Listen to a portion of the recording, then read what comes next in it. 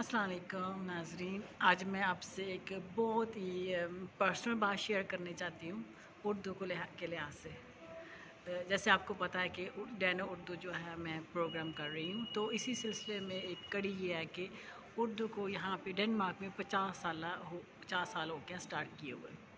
तो 50 साल पहले जो ये उर्दू स्टार्ट हुआ था, तो मैं अब अपने बचपन की बात बता सकती हूँ।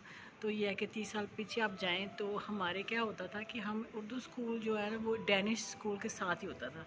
यानी कि हमारी क्लासेस नॉर्मल ऑर्डिनरी क्लासेस होती थी अप टू 9th तक। तो उसकी ये होता था कि स्कूल के बाद जो प्राइमरी, जैसे हम पाकिस्तान में बोलते हैं primary, 1st to 5th class तक हमारी जो उर्दू की क्लास साथ होती थी।